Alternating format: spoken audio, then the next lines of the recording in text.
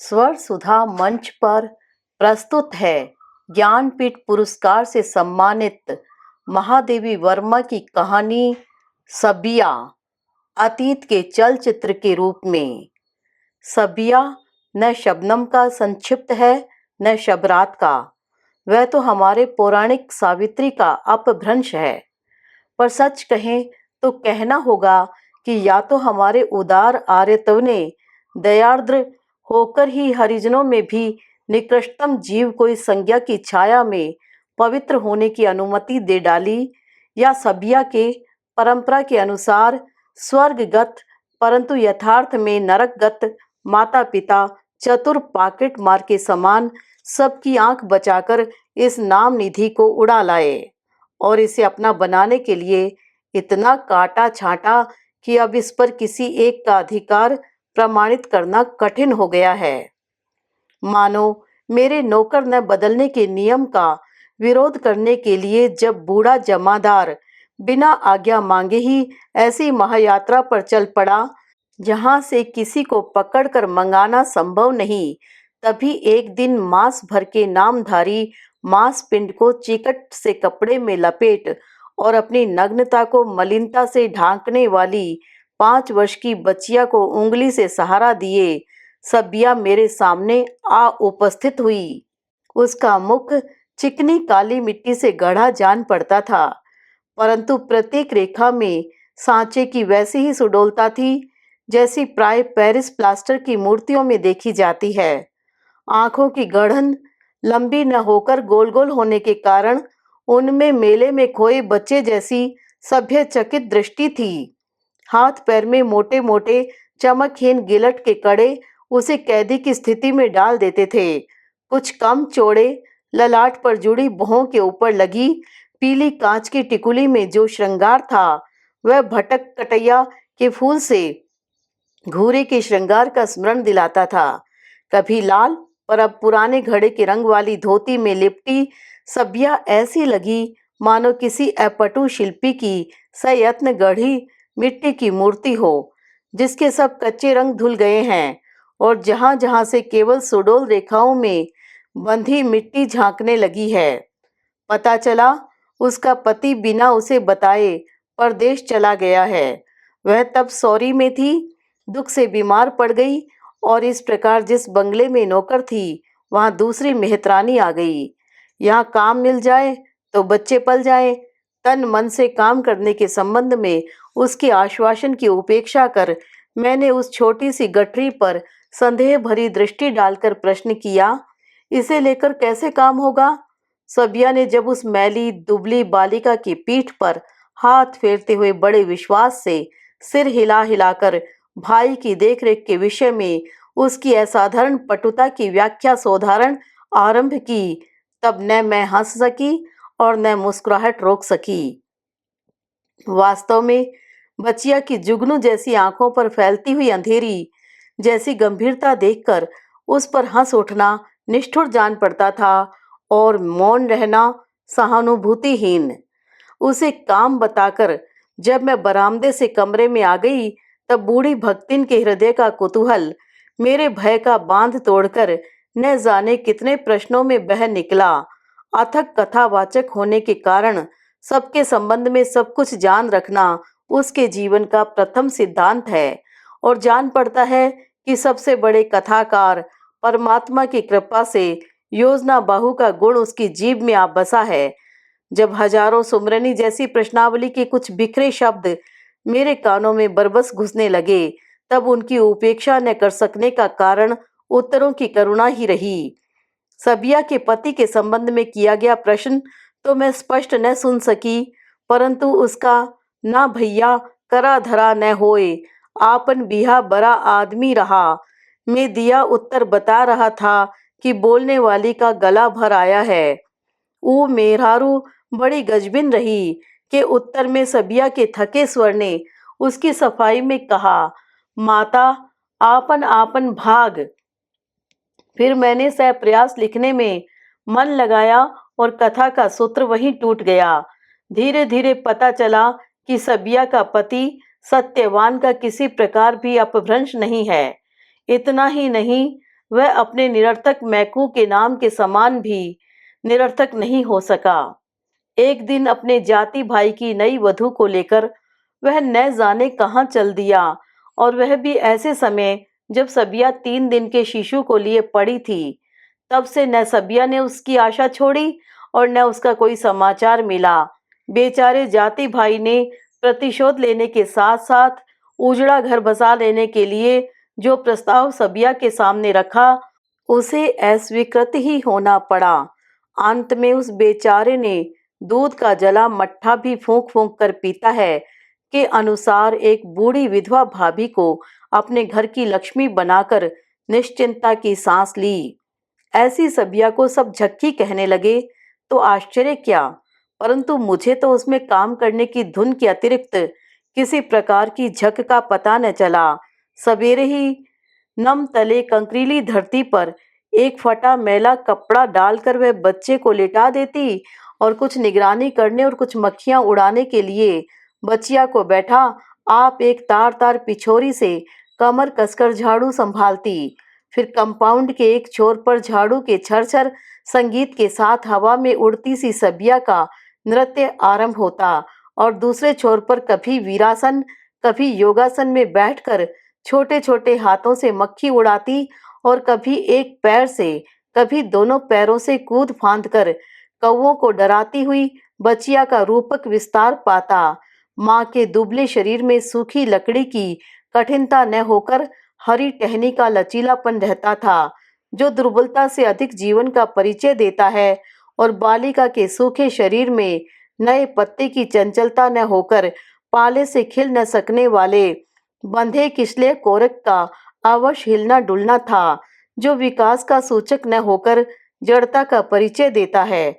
मेरी खिड़की के सामने वाला नीम ही बचिया का रंगमंच था और मेरी कुतिया छात्रावास की पूसी जैसी महत्वपूर्ण दर्शकों का तो वहां स्वागत होता ही था। साथ ही परदेशी कौवे, अज्ञातनामा चिड़िया और नीमवासिनी पड़ोसिन गिलहरी की आओ भगत में भी कमी न थी। परंतु बचिया की सरल सतर्कता को देखकर यही जान पड़ता था कि कुतिया से लेकर चिड़ियों तक और गिलहरी से लेकर मक्खियों तक सब उसके दुलारे भैया को उठा ले भागने के लिए आकुल हैं। कदाचित उस छद्मवेशी लुटेरों को समझाने के लिए ही वह बिल्ली की म्याऊं म्याऊं से लेकर चिड़ियों की चूं चूं तक न जाने कितनी भिन्न भिन्न वाणियों में बोलती और सबके अंत में संधि के शंखनाद के समान 1 पैसे में खरीदी हुई पीपीहरी बजाती। उसकी सारी कर्तव्य परायणता के दुर्ग को भेद कर जब भूख भीतर पहुंच जाती, तब वह उसी मैले कपड़े के एक छोर में बंधा रोटी का टुकड़ा खोलकर उस छिपे शत्रु से समझौता आरंभ करती। परंतु यह तो मानना ही होगा कि उतने दर्शकों की उपस्थिति में यह कार्य दुष्कर हो उठता था। एक बार ज्यों ही उसने मुर्गे के स्वर में कुछ उपालंब देने का उपक्रम किया, त्यों ही विद्रोही कौवा उसका भूख से लड़ने का एकमात्र अस्त्र छीन भागा। अंत में मैंने कुछ बिस्कुट और एक बेसन का लड्डू भिजवाकर मानो काठ की कटार के स्थान में मशीन गन सौंपने का पुण्य कार्य किया।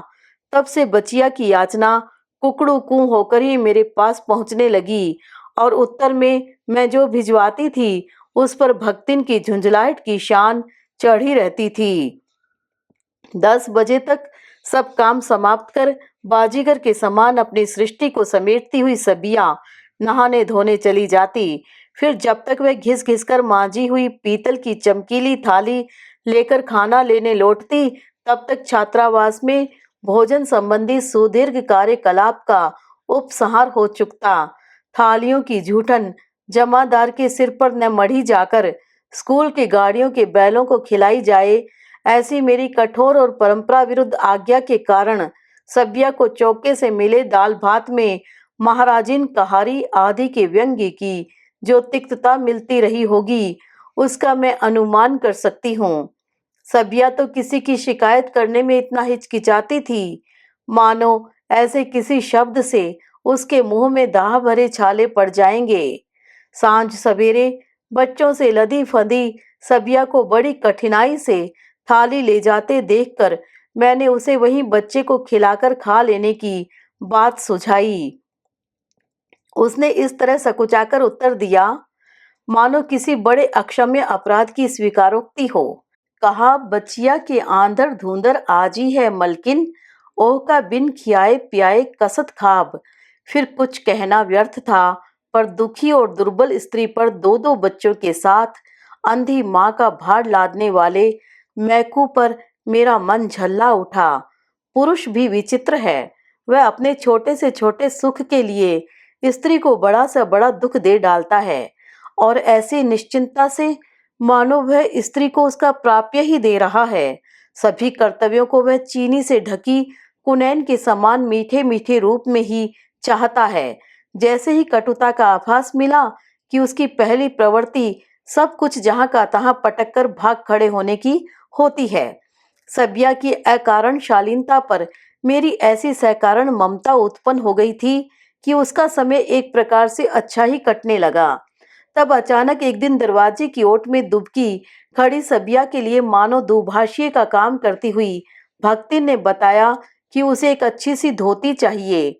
मैंने अरगनी पर सूखती हुई खद्दर की साड़ी दे देने की अनुमति दे दी, परंतु भक्तिन ने मुंह बनाकर कहा, और अच्छी।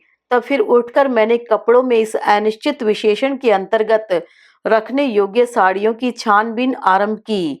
जिन दिनों मैंने रेशम की साड़ी पहनना नहीं छोड़ा था, तभी की एक धुल धुल कर फीकी पड़ी हुई नीली सी रेशमी साड़ी हाथ लगी, और उसी को भक्तिन के आगे फेंक कर मैंने अपने काम में मन लगाया।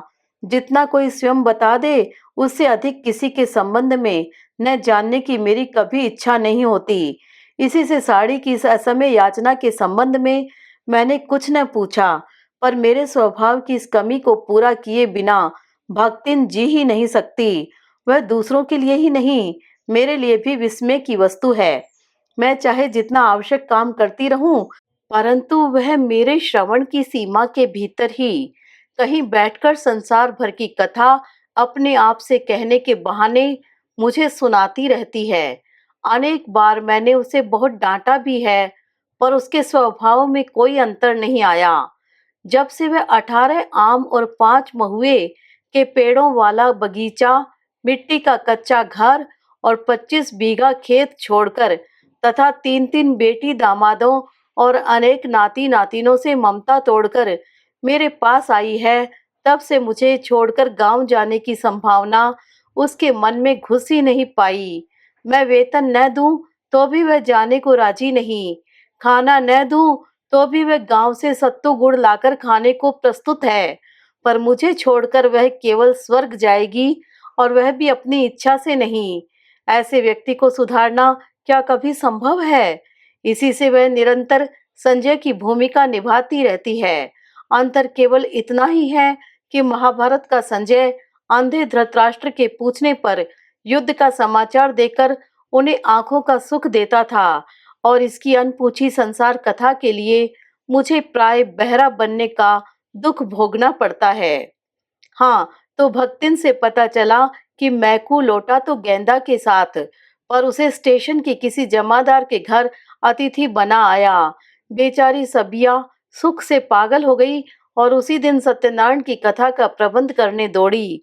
जब सब ठीक हो चुका, तब मैकू मुंह लटकाकर बैठ रहा, और बहुत पूछने पर गेंदा का समाचार देकर उसे बुला लाने के लिए सबिया की खुशामद करने लगा। इतना ही नहीं, सबिया की रेशमी साड़ी देखकर उसने बहुत दीनता से कहा, यह तो तेरे काले रंग पर नहीं फबती सबिया, इसे गेंदा को दे डाल, उस पर खूब खिलेगी। बिना एक शब्द कहे सबिया ने नीली साड़ी उतारकर मैकू के हाथ में थमा दी, और स्वयं पुरानी पहनकर अंधी सास को रोकते रहने पर भी गेंदा को घर लिवा लाने चली गई। पर जान पड़ता है उसका मन टूट गया, क्योंकि वह कभी नीम से सिर टिकाकर रो लेती है, और कभी झाड़ू देते देते रुक कर आंसू पोंछने लगती है। बेचारी कब से राह देखती थी, नाम रटती थी, अब आया तो गेंदा को लेकर। उस पर न कभी सबिया का सुख दुख पूछा और न बच्चों की ओर देखा, केवल गेंदा की चुगली पर विश्वास कर लड़ता रहता है। सबिया का भार और भी बढ़ गया है, क्योंकि मैकू को अब तक कोई काम ही नहीं मिला। फिर एक दिन सबिया गेहुए रंग और गोल मुख वाली धृष्ट और चंचल गेंदा को वही नीली साड़ी पहनाकर लाई। कहा, छुटकी पाह लागत है मलकिन, खूब और आशीर्वाद क्या दूं? सुखी रह कहने का अर्थ होगा कि सबिया को ऐसा ही दुख देती रहे। अतः मैंने कहा, ईश्वर ऐसी सुबुद्धि दे कि तुम मेल से रह सको। इसके 4-5 दिन बाद सबिया फिर आ उपस्थित हुई। उसे 5 महीने का वेतन अर्थात 10 रुपया प्रति मास के हिसाब से 50 रुपया पेशगी चाहिए। मैंने आश्चर्य से कारण पूछा। पता चला गेंदा का पहला पति और जाति भाई दिक कर रहे हैं। पंचों को रोटी दी जाएगी, तभी तो वे बेचारे इस महाभारत को नित्य सहने की शक्ति प्राप्त कर सकेंगे। पूर्व पति को उसके नितांत शिष्टाचरण का पुरस्कार न देने से एक आत्म त्याग का सिद्धांत उपेक्षित रह जाएगा। ऐसे महत्वपूर्ण कार्य के लिए भी सबिया के बच्चों को भूखा मारने की मेरी इच्छा नहीं, पर कुछ रुपए देने ही पड़े। जब मालूम हुआ कि शेष का प्रबंध करने के लिए ही सबिया ने अपनी मृत माता की अंतिम निशानी रुपयों वाली हमेल बेच डाली, तब मुझे पश्चाताप हुआ। मुझे जानना चाहिए था कि वह स्त्री कोई कर्तव्य स्वीकार करने के उपरांत आनाकानी नहीं जानती। गेंदा का उस घर में रहना सर्वसम्मत हो जाने पर भी सबिया का कष्ट घटा नहीं, क्योंकि वह हर सांस में लड़ती रहती थी। फिर भी जब मैं दोनों समय सबिया को एक बड़े लोटे में दाल और थाली में रोटी चावल ले जाते देखती, तो मेरा मन विस्मय से भर जाता था। इतने अंगारों से भरे जाने पर भी इसके वात्सल्य का अंचल दूसरों को छाया देने में समर्थ है। यह जैसे अपने नादान बच्चों के उत्पात की चिंता नहीं करती, उसी प्रकार पति की हृदयहीन कृतघ्नता, सपत्नी की अनुचित व्यंग और सास की अकारण भर्त्सना पर भी ध्यान नहीं देती। उसके निकट मानो सब बच्चे हैं, इसी से उनका कर्तव्य से जी चुराना उसे कर्तव्य विमूढ़ नहीं बनाता। मैकू की अयोग्यता और विस्तृत आलोचना प्रत्यालोचना के उत्तर में ही उसका सरल और संक्षिप्त प्रश्न यही रहता था कि यदि यह पागल हो जाता या किसी भयानक रोग से पीड़ित होता, तो सब उसे क्या करने की सलाह देते? उत्तर चाहे जितना तर्कहीन हो, परंतु इससे सबिया के हृदय की व्याख्या हो जाती है। वह उन महिलाओं में नहीं है जो पति के हल्केपन को उसके बंगले, कार, वैभव आदि के पासंग रखकर भारी कर सकती है। उसकी गणना न उनमें हो सकती है जिनके यातना मंदिर के द्वार पर स्वयं धर्म के कठोर और सजग पहरेदार हैं, और न उनमें जिनके उद्भ्रांत मस्तकों पर समाज की नंगी तलवार लटकती रहती है। वह तो सब प्रकार से निकृष्टतम प्राणी कही जाएगी। फिर इस पारस की उपस्थिति, जिसके स्पर्श से कैसे भी लोहे का आवरण सोना हो सकता है, किस प्रकार समझाई जावे? इतने वर्षों में मैंने एक दिन ही सबिया को हताश देखा। मैकू और गेंदा किसी गांव में मेला देखने जाकर लौटे नहीं थे, तभी पास के बंगले में चोरी हो गई। ऐसी स्थिति में दूसरों के अप्रत धन से साहूकार बने हुए बड़े आदमी अपने नौकर चाकर ही नहीं, आसपास के दरिद्रों को भी कैसे कैसे पशुओं के हाथ सौंप देते हैं, यह कौन नहीं जानता। उनको चाहे गए धन में से एक कौड़ी भी वापस न मिले, पर अपने विक्षिप्त क्रोध में वे इन दरिद्रों के जीवन की बची खुची लज्जा को भी तार तार करके फेंके बिना नहीं रहते। अपने पकड़े जाने की संभावना से मृत प्राय सबिया जब मेरे सामने अब हमार पत न बची मलकिन कहकर चुपचाप आंसू बरसाने लगी, तब उसकी व्यथा ने मेरे हृदय को एक विचित्र रूप से स्पर्श किया। समाज ने स्त्री मर्यादा का जो मूल्य निश्चित कर दिया है, केवल वही उसकी गुरुता का मापदंड नहीं। स्त्री की आत्मा में उसकी मर्यादा की जो सीमा अंकित रहती है, वह समाज के मूल्य से बहुत अधिक गुरु और निश्चित है। इसी से संसार भर का समर्थन पाकर जीवन का सौदा करने वाली नारी के हृदय में भी सतीत्व जीवित रह सकता है, और समाज भर के निषेध से घिरकर धर्म का व्यवसाय करने वाली सती की सांसें भी तिल तिल करके अस्थि के निर्माण में लगी रह सकती है। अंत में सबिया पर आई विपत्ति किसी प्रकार टल गई। इस संबंध का कैसे उसकी कथा से संबंध नहीं रखता। इसी सलज और कर्तव्यनिष्ठ सबिया को लक्ष्य करके जब एक परिचित वकील पत्नी ने कहा, आप चोरों की औरतों को क्यों नौकर रख लेती हैं, तब मेरा शीतल क्रोध उस जल के समान हो उठा जिसकी तरलता के साथ मिट्टी ही नहीं पत्थर तक काट देने वाली धार भी रहती है। मुंह से अचानक निकल गया, यदि दूसरे के धन को किसी न किसी प्रकार अपना बना लेने का नाम चोरी है, तो मैं जानना चाहती हूँ कि हम में से कौन संपन्न महिला चोर पत्नी नहीं कही जा सकती। प्रश्न करने वाली के मुख पर कालीमा सी फैलती देख मुझे कम क्षोभ नहीं हुआ, पर तीर छूटा ही नहीं, लक्ष्य पर चुभ भी चुका था। सच तो यह है कि मैं सबिया को उस पौराणिक नारित्व के निकट पाती हूँ, जिसने जीवन की सीमा रेखा किसी अज्ञात लोक तक फैला दी थी। उसे यदि जीवन के लिए मृत्यु से लड़ना पड़ा, तो यह न मरने के लिए जीवन से संघर्ष करती है।